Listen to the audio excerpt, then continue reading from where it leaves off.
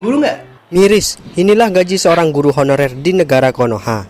Seorang wanita dengan akun TikTok Virat MN yang berprofesi sebagai guru honorer menyepil gajinya selama 9 bulan. Yang mengejutkannya lagi adalah gaji yang diterima tidak masuk akal, yaitu hanya 650.000. Wow! 600.000 selama 9 bulan. Assalamualaikum, Pak. Bapak ini guru? Iya. Bapak nyari rongsok? Iya. Emang kurang? 36 tahun mencerdaskan kehidupan bangsa. Guru honorer ini cari rongsokan setelah mengajar. Setelah mengajar itu tidak langsung pulang, naruh tas, naruh sepatu. Setelah itu kerja, teman. Kerja apa? Mencari barang rongsokan. Untuk apa? Untuk tambahan biaya hidup. Bismillahirrahmanirrahim. Hai, assalamualaikum warahmatullahi wabarakatuh. Berjumpa lagi dengan saya Mereact TV. Oke, apa kabar hari ini? Mudah-mudahan kabar daripada kalian semuanya semoga baik-baik saja. Oke teman-teman, di video kali ini jom kita reaction bareng teman ya. Keluh kesah banyak guru honorer di Indonesia yang mengeluh kesah kepada Dewan Perwakilan Rakyat karena gajinya yang terlalu kecil. Dan bahkan mereka ada yang menjadi pemulung saking tidak cukupnya. Arti pemulung teman ya, mencari barang rongsokan. Ini guru, saking tidak mencukupi biaya hidupnya untuk menambahi uang makan. Artinya seperti itu. Dan gaji guru di Indonesia ini perlu mencontoh gaji guru di Malaysia teman. Ini sebabnya kenapa pendidikan Indonesia itu kalah jauh dengan pendidikan di Malaysia. Karena salah satunya adalah guru yang tidak dihargai. Oke, seperti apa videonya? Jom kita play bersama, let's go. 3. Sering muncul berita perbandingan guru di Indonesia dan di luar negeri. Bahkan nggak perlu jauh-jauh kayak di Malaysia, di Jepang. Di Jepang itu mungkin bahkan bisa sampai 2 kali lipat gaji guru di Indonesia. Wow, apakah kalau menurut saudara David itu sudah tepatkah gaji guru di Indonesia itu segitu atau terlalu jauh atau cuman kurang dikit lagi gitu? Seberapa sih yang pantas didapatkan oleh pahlawan-pahlawan tanpa tanda jasa ini? Iya, menurut saya tanda jasa. belum cukup dan belum pantas. Buktinya data terbaru yang saya dapat adalah orang yang terjerat pinjaman online, nomor satunya adalah berprofesi sebagai guru. Betul. Orang yang terlibat ke pinjaman online adalah orang yang prasejahtera. Artinya banyak kebutuhan yang tidak bisa tertutupi dengan hanya mengandalkan gaji saja. Jadi menurut saya dibuat kebijakan yang terbaru untuk lebih mensejahterakan guru. Jelajahi cara baru mendapatkan informasi. Banyak guru Indonesia yang terjebak pinjaman online disebabkan Gaji guru di gaji. Indonesia sama di luar negeri bedanya berapa? Menarik nih. Gaji guru adalah salah satu hal yang nentuin kualitas pendidikan di negara kita. Soalnya sebagus apapun gurunya, spesial apapun itu guru, kalau apresiasinya rendah, pasti lama-lama lelah. Emang berapa sih gaji guru di Indonesia? Bersama sama Aidin, Sam Sindo dari Business Insider. Di Indonesia, gaji guru itu sekitar 1,5 juta sampai 5,9 juta PNS per ya? bulan. Itu guru yang udah PNS. Pegawai Kalau negeri. guru yang masih honorer cuma 200 sampai 500.000 per bulan. Ini buat kamu yang masih sering bandel sama guru, nggak sopan, coba tobat ya. Mereka capek soalnya. Tolonglah. Sebagai perbandingannya, negara tetangga kita Malaysia, gaji gurunya itu sekitar 19,5 juta per bulan. Jauh banget. Bahkan di data 30 negara yang masuk Organization for Economic Cooperation and Development, Indonesia jadi urutan terakhir dalam masalah gaji guru, yaitu sekitar 3,5 juta per bulan. Paling kecil kita. Sedangkan yang paling tinggi itu di negara Swiss dengan gaji sekitar 83 juta per bulan. Gimana nih menurut kamu? Ada yang mau jadi guru nggak? Miris, inilah gaji seorang guru honorer di negara Konoha. Seorang wanita dengan akun TikTok Virat MN yang berprofesi sebagai guru honorer menyepil gajinya selama 9 bulan. Yang mengejutkannya lagi adalah gaji yang diterima tidak masuk akal, yaitu hanya 650.000. Wow! 600.000 selama 9 bulan. Masuk akal gak teman-teman? Ini sebabnya kenapa guru Indonesia itu lelah mengajar, karena tidak dihargai oleh pemerintah. Perhatikan, karena pemerintah itu berangkat daripada seorang guru loh. Iya, jelas teman-teman ya. Itulah di Indonesia, seperti itulah Konoha. ODGJ sih, orang menanamkan pendidikan, keterampilan, kecerdasan cuma digaji segitu. Gimana nih menurut kamu? Assalamualaikum, Pak. Bapak ini guru? Iya. Bapak nyari rongsok? Iya. Emang kurang? 36 tahun mencerdaskan kehidupan bangsa. Guru honorer ini cari rongsokan setelah mengajar. Setelah mengajar itu tidak langsung pulang, naruh tas, naruh sepatu. Setelah itu kerja teman. Kerja apa? Mencari barang rongsokan. Untuk apa? Untuk tambahan biaya hidup. Sedih. Nominal gaji guru honorer di Indonesia memang bisa dikatakan jauh dari kata layak. Bahkan ada guru honorer yang hanya menerima gaji 150.000 setelah 1 bulan bekerja. Allah. Berbeda dengan Indonesia, negara seperti Denmark, Afrika, Jerman, Belanda, dan Arab Saudi menjadi negara yang memberikan upah guru honorer tertinggi di dunia. Para guru honorer ini bisa menerima gaji 500 sampai 800 juta per tahunnya. Wow, kira-kira Indonesia bisa kayak gitu nggak ya? Nggak bisa. Tangis pilu guru honorer curhat soal gaji. Dan di sini saya akan menyampaikan aspirasi yang ada di kabupaten saya. Sedih saya, Pak. Mau nangis loh. Sedih. Saya tarik napas dulu ya, Pak ya. Silahkan. Sedih kami, Pak. Kami sudah 3 tahun. 4 tahun lah sampai sini kami nggak dibuka Pak formasi kami Pak di kabupaten kami. Kapan Pak kami selesainya Pak? Tolong kalian sebagai bapak orang tua kami kapan Pak? Bahkan Pak dengan gaji beraneka ragam di tempat saya itu Pak, dari 50, 100, bahkan saya Pak buat ganti ban aja Pak. Aduh, gimana? Ya gaji berapa ratus ribu Pak. Tolonglah. Dan ini kesempatan kan buat kami pembukaan P3K. Tapi kami tidak dibuka Pak. Alasan anggaran lagi Pak. Masa kerja saya sudah cukuplah 14 tahun ya Pak ya untuk mendapatkan gaji yang layak itu. Bahkan masih ada yang lebih senior dari saya Pak. Belum Pak diangkat. Nangis-nangis sama saya. Ibu harus berjuang 2 tahun lagi pensiun Pak. Masih honor Pak. Karena apa? Karena kabupaten kami nggak buka Pak. Lampung Utara. Nggak kasihan pandangan kami di masyarakat Pak. Udah cukup Allah. Pak kami honor Pak. Dapat.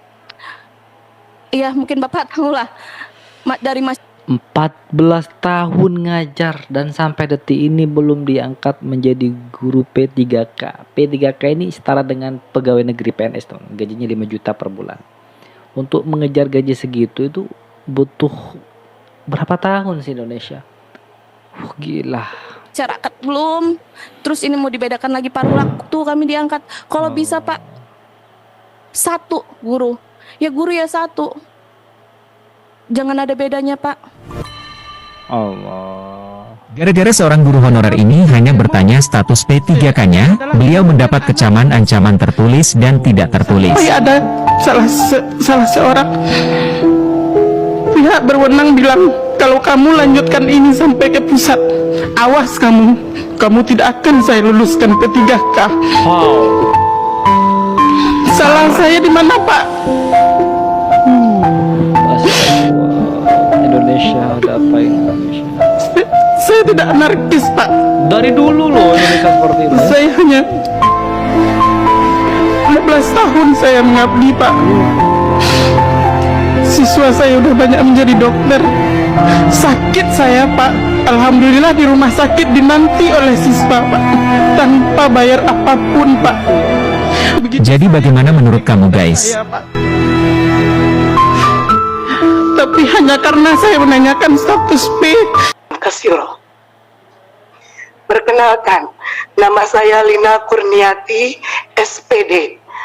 Bukan sarjana pemberi dosen, tapi benar-benar sarjana yang qualified di bidang pendidikan.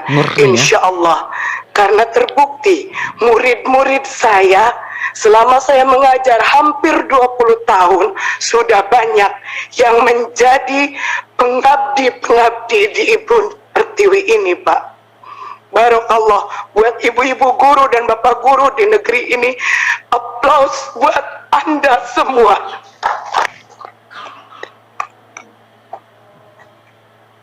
Bangga saya bisa duduk di sini memangku amanah yang sangat besar Bapak. Banyak yang ingin saya sampaikan, sampai-sampai emosi saya tidak tertahan saking gembiranya bisa bertemu dengan para wakil rakyat yang insya Allah akan amanah menyampaikan pemberi suara yang berkeluh kesah. Bapak, bukan kami ingin diistimewakan. Terkait regulasi P3K di RDPU Komisi 2 bersama Pak Samsul Rizal, saya mengatakan saya dan rekan-rekan akan terima regulasi ini dengan senang hati, meskipun kami mengharapkan Kepres PNS tanpa tes untuk guru-guru, karena kami layak, kami pentransfer ilmu. Saya sampai merinding mendengar yang terhormat Kang Dede Yusuf berkata di TikTok, saya banggakan. Kami itu jantungnya negeri. Saya yakin dengan adanya RDPU ini, semua pemangku kebijakan yang ada di negeri ini mendengar kalau kami objek tertindas. Sudah jelas di Dapodik kami ada, tinggal diangkat. Sudah jelas dedikasi kami, tinggal diberi SK. Kami tidak meminta gaji yang spektakuler, tapi kami ingin diakui. Pak Jokowi lihat kami. Merinding tuh dia. Merinding, keluh kesah seorang guru itu luar biasa loh. Kita bisa mendidik anak bangsa ini, gitu loh. Masa saya yang sudah belasan tahun mengabdi, saya disalib sama murid saya itu loh. Murid saya lolos, sedangkan saya enggak. Apa itu enggak beban mental buat saya, gitu loh Pak.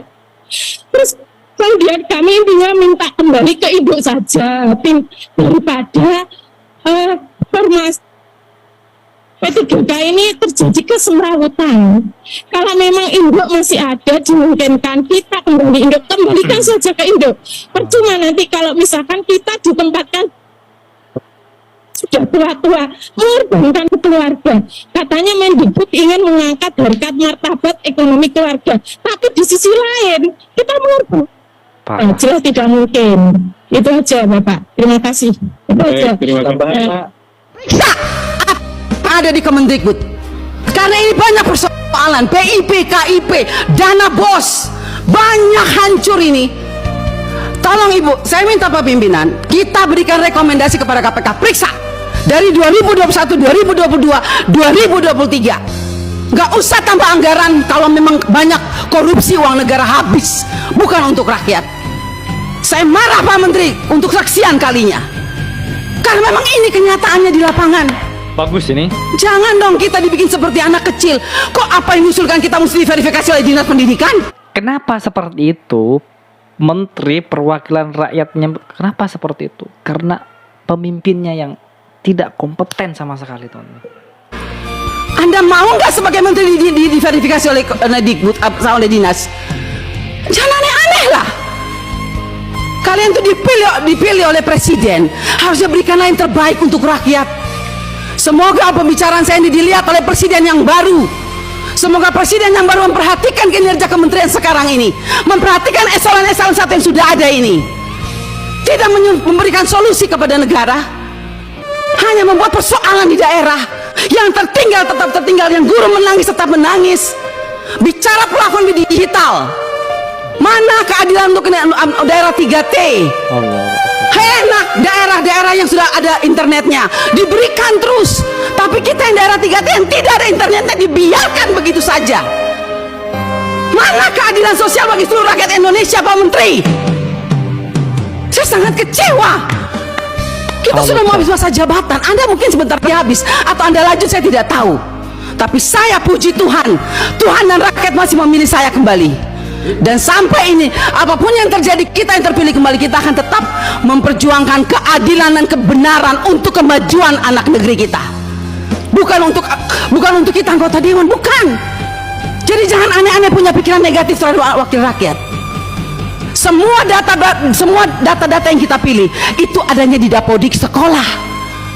Perhatikan dong operator sekolah, perhatikan kepala sekolah, perhatikan dinas. Jangan hanya urus yang besar-besar triliunan, tapi begitu sampai di bawah tidak pernah diperhatikan. Omong kosong semua ini. Saya setuju KPK memberikan rekomendasi. Bila perlu kita berikan rekomendasi kepada KPK, periksa Kemendikbud. Biar kita lihat siapa yang bobrok, siapa yang mencintai negeri ini sebetulnya. Wakil rakyatkah atau mereka? Jangan begitu dong. Bikin persekjen memalukan, Bu Sekjen. Ya iyalah, Anda jangan senyum. Anda membuat persekjen, tidak berpikir, masa kita diverifikasi oleh dinas? Mending kalau kepala dinasnya bersih. Kalau kepala dinasnya justru yang mencuri uang PIP, bagaimana Ibu? Saya mau tanya sekarang, jawab. Apa Anda pikir semua kepala dinas bersih? Oh tidak. Mari kita buktikan. Mau kita turun, kita buktikan, kita tanya, jangan sama kepala dinas, tanya sama penerima PIP. Itu baru bisa dapat jawabannya. Kalau Anda hanya turun hanya di dinas, semua jawabannya bagus. Tapi coba turun ke rakyat, turun ke penerima orang tua. Kalau nggak lihat itu orang tua punya air mata. Omong kosong, nama ada, SK ada, uang nol sampai hari ini. Baik. Jadi kalau kita mau bicara soal anggaran, Pak, jangan ditambah. Tuhan juga tidak ingin semua uang negara ini hilang. Saya yakin dan percaya sampai ini anggaran turun, karena Tuhan itu lihat air mata orang miskin. Jadi kalau anggaran turun jangan marah. Mungkin inilah kehendak Tuhan supaya kita koreksi diri, stop dan bertobat kalau mau lihat bangsa ini baik dan lebih maju. Terima kasih pimpinan. Mantap. Oke teman-teman semuanya, itulah video reaction hari ini. Jelas ya, jelas.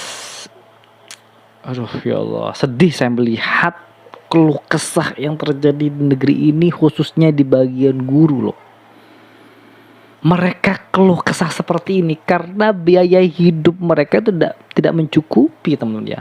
Bayangkan 200 sampai 500 ribu per bulan, itu terkadang digaji 3 bulan sekali, itu gak cukup 1 bulan. Harga beras saja itu harganya 300 ribu sekarang. Beras sekarang itu di Indonesia 300 ribu. Kalau di ringgit Malaysia kan itu kurang lebih 100 ringgit Malaysia. Bayangkan gaji guru per bulan 100 ringgit Malaysia. Dibeli beras sekarung habis, teman-teman ya. Buat biaya hidup ya gak cukup. Bahkan ada yang menjadi pemulung rongsokan.